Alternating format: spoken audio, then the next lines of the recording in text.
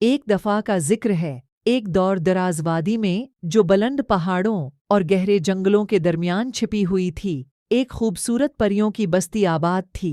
ये बस्ती जादुई मखलूक़ात से भरी हुई थी, जिन्होंने कभी न ख़त्म होने वाली खुशियों और रोशनी की दुनिया बनाई हुई थी। परियों की इस बस्ती की मलका जीनी अपनी हिकमत और खूबसूरती के लिए मशहूर थी। इसने हमेशा अपने लोगों की खुशियों और सुकून को औलीन तरजीह दी। एक दिन बस्ती में एक चमकदार परिंदा आया जो तेज रोशनी से चमक रहा था।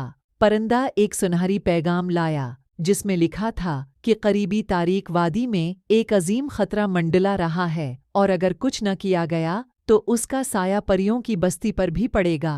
मलका जीनी ने फौरन अपनी बेहतरीन जंगजू परियों को बुलाकर एक मश्न पर रवाना किया। इस मश्न की क़ियादत ने ज़ारा नामी बहादुर परी की, जो अपनी हिम्मत और महारत के लिए जानी जाती थी। ज़ारा और उसकी टीम ने जल्दी से तैयारियां कीं और तारीक वादी की तरफ रवाना हो गईं। रास्ते में उन्हें कई मुश्किलों का सामना करना पड़ा। गहरे जंगलों में जहर वाले पौधे और दरख्त थे जो अपनी शाखों से हमला करते थे। बुलंद पहाड़ों पर बर्फानी तूफान उनका रास्ता रोकता था, लेकिन ज़ारा और उसकी टीम ने हिम्मत न हारी और अपनी मंजिल की तरफ बढ़ती रहीं। आखिरकार वो तारीक वादी पहुंच गए। वादी की गहराई में एक खौफनाक ड्रैगन बेदार हो रहा था, जिसकी सांसें आग की शॉलें उगलती थीं। ये ड्रैगन ही वो खतरा था जो परियों की बस्ती को तबाह करने वाला था।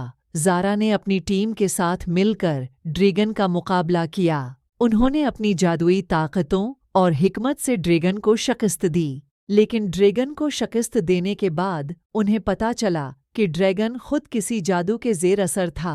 ज़ारा ने अपनी जादुई ताकतों को इस्तेमाल करते हुए ड्रैगन को आज़ाद किया और उसे वापस अपनी असली हालत में ले आई। ड्रैगन ने उनका शुक्रिया अदा किया और वादा किया कि वह अब कभी किसी को नुकसान नहीं पहुंचाएगा।